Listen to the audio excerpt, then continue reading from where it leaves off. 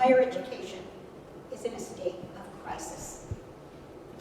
There are many reasons for this. I want to quickly run down a few of them. You may come up with others. First, the mounting cost of tuition and the burdensome student debt, an uncertain economic climate in which jobs and vocational skills have superseded the traditional notion of learning, an epidemic of stress among young people, and particularly young people, high school students applying to college. The potential loss of diversity in our schools, particularly in light of the probable Supreme Court ruling on affirmative action. A shrinking college-age demographic that has made colleges more competitive, more fiercely competitive with each other. The deleterious effects of social media, which have eroded the attention span of us all and made it hard for students to read books. The COVID years, which made, among other things, the Zoom platform the default space for engagement and made it harder for students to learn in the classroom face-to-face. And finally, I always think about the toxic political polarization in this country, which has invaded even the sacred precincts of academia. And these are only some of the calamitous factors that have made it untenable for us to maintain the higher education landscape that we currently have. We need a blueprint for how to change this, for how to redesign higher ed so that it will be effective, affordable, fair, and humane. And I want to do this in a moment. But first, a few words about how we got to where we are now. The first universities in this country were founded in the 17th and the 18th century to serve white Protestant men from affluent backgrounds. The curriculum at that time was Christian theology and the classics, Latin and Greek. This was believed to be the material proper for the formation of a gentleman. In the 19th century, things opened up somewhat. Land-grant universities were created to teach the agricultural and mechanical arts, and research universities were created for scientific study and innovation. This opened universities to the middle class, but mostly white men. Again, in the 20th century, we had further expansion. And after the World War II, the GI Bill made it possible for working class people, mostly white men, to attend college.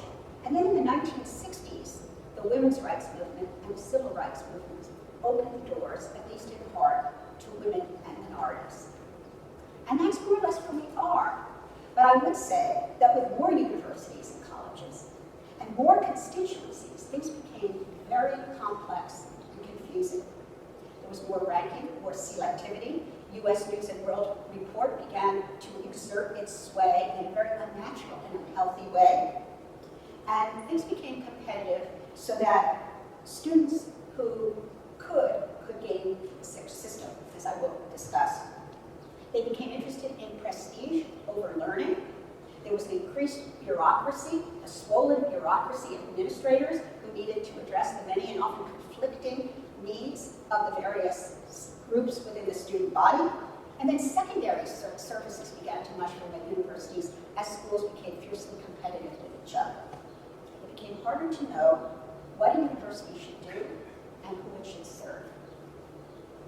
So we need to address these factors because I really do believe they have gotten out of hand. And the university is no longer a place of true learning, of true education. It's become a lot of things, but not that. So how do we get back to something fundamental, which is also relevant to the world we live in, which is not the world of the 20th century, the 19th century, or the beginning of universities in the 17th and 18th century?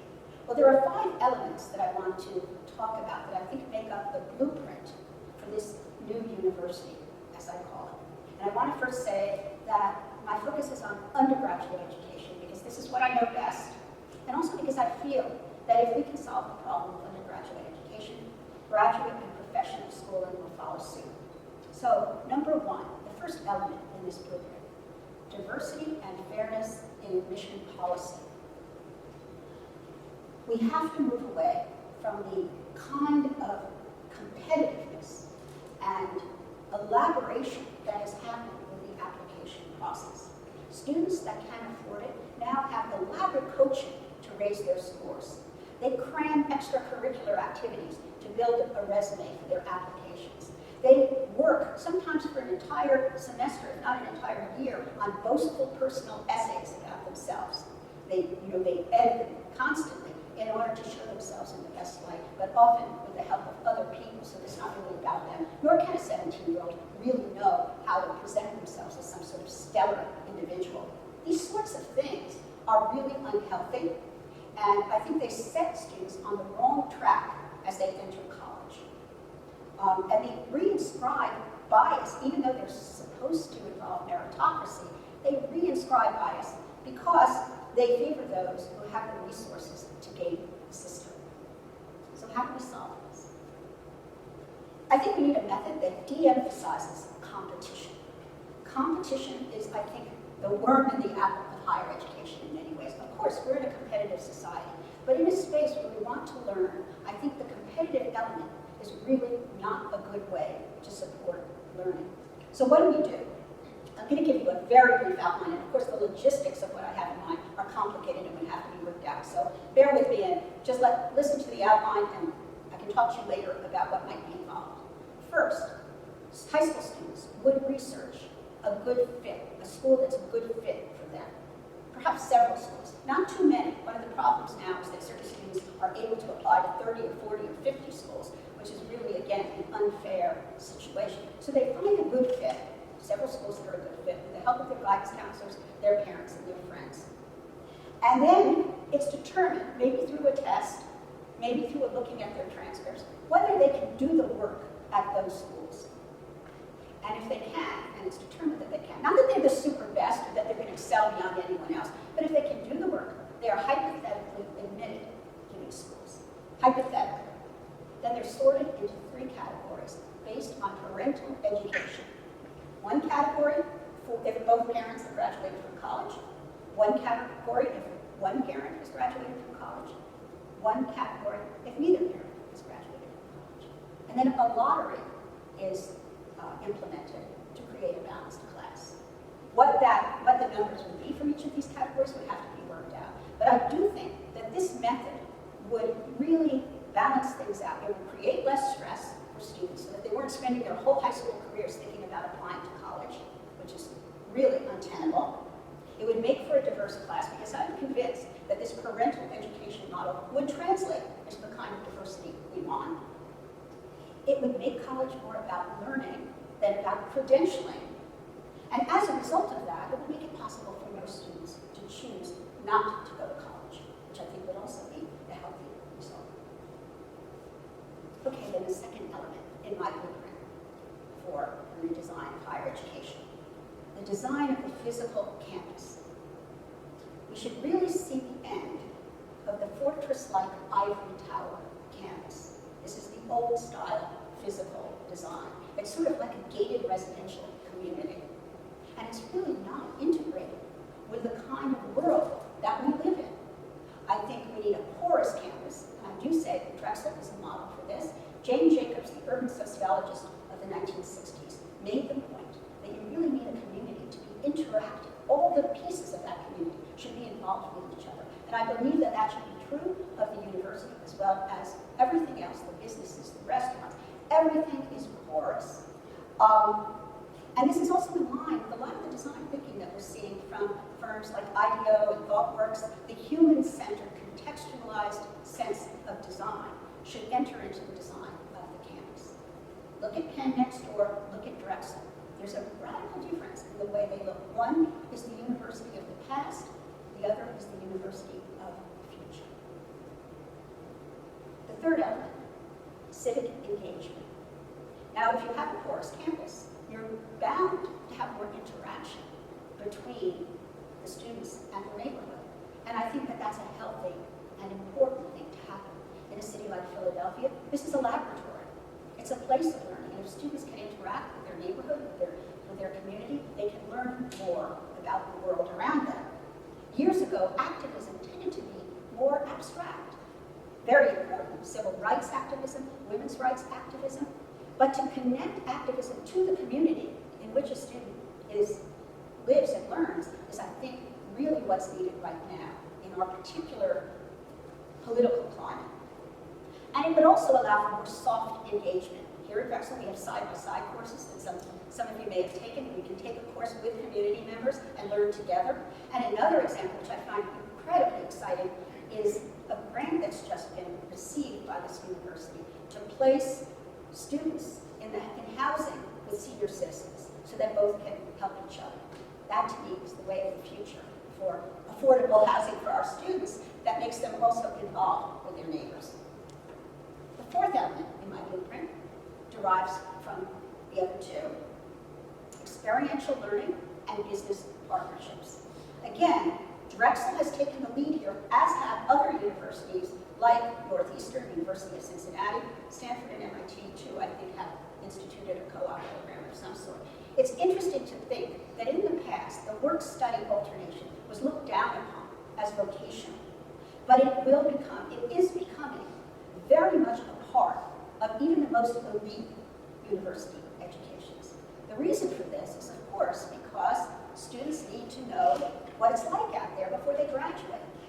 They need to build their resumes, clarify their career focus, perhaps learn that they don't want to do what they thought they wanted to do. I often say have their career crisis, their midlife crisis early, and also to free the cost of tuition.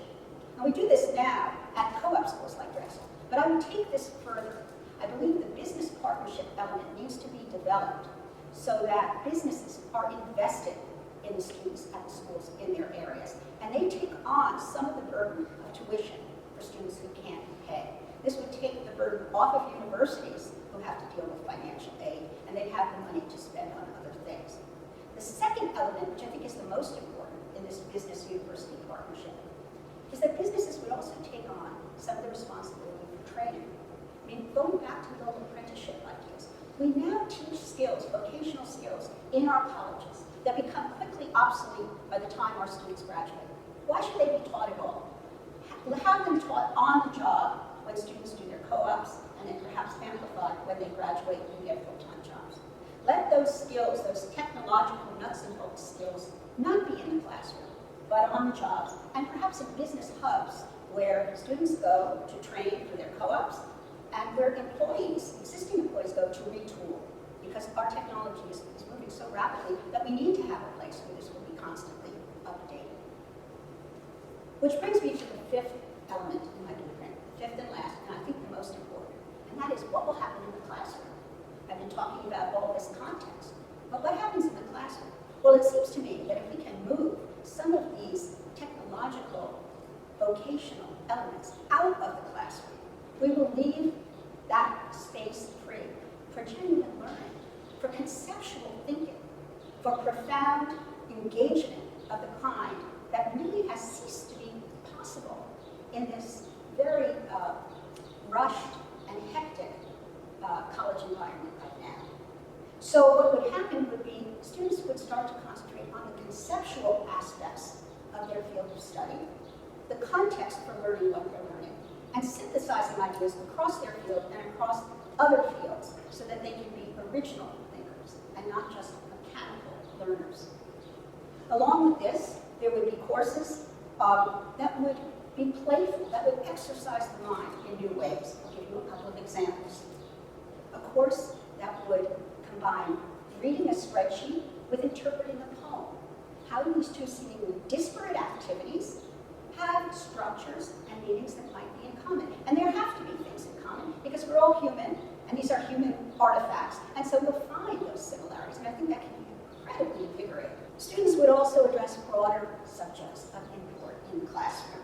How to deal creatively with artificial intelligence. This is crucial. We have to think creatively about how to use this new technology that's going to be rapidly developing, and I think our students, if they're oriented in this way, will come up with exciting ideas that will not be fearful, but will be creative. What kind of life do students want to lead? And who are the role models, past and present, that they would want to emulate? And then finally, what kind of society do they want to live in? And what does it mean to be a good citizen? Finally, the idea of a canon of great works would be resurrected.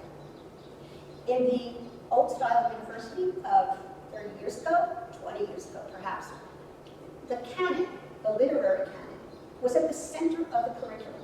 Everybody was supposed to know this work. But in recent decades, this canon has been dismantled. It was believed to be based on bias, on Western cultural hegemony that simply was not reflective of our diverse population. And so there ceased to be a central body of knowledge that students were supposed to acquire. And I think this is a great loss. You may not agree with the old canon, but we need a new canon. And I think it will be the role of the new university to create one. Faculty, with the help of staff and community and students, will create a canon that they think is relevant, that will be revised on a regular basis.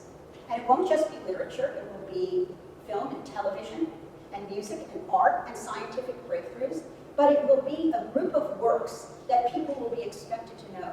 And as part of that, the design of the campus, which I've already mentioned will be open to the community, will also have spaces delineated for discussion of this shared group of works. And these spaces will be inviting.